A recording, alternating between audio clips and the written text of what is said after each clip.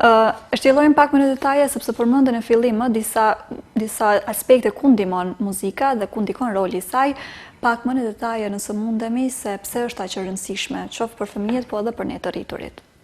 Po nisem prej kësaj pjesës sociale më shumë, për shkak se të gjithë e shohin si pikë e parë muzikën si diçka argëtuese, që është e tillë, po përveç kësaj ka edhe shumë benefite tjera të cilat ajo e sjell. Pjesën sociale do e kisha këshilluar më shumë për prindrit e rinj, të cilat i kanë fëmijët në këtë moshën, të themi 6-7 vjeçare, t'i dërgojnë fëmijët për ta mësuar një instrument muzikor.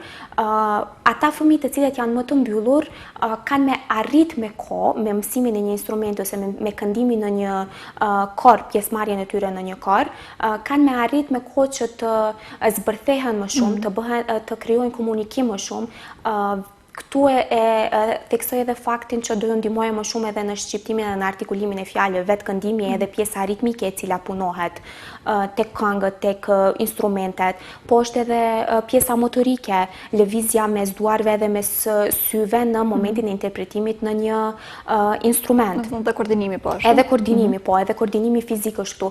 Është, ju thash edhe pak më herët, është edhe pjesa kognitive, këtu është edhe memoria, memorizimi, që luan një rol shumë të rëndësishëm në atë formimin e një muzikanti ose një artisti në këtë rast, për shkak se zhvillon memorien në maksimum. Mësimi i një instrumenti e zhvillon memorien në maksimum.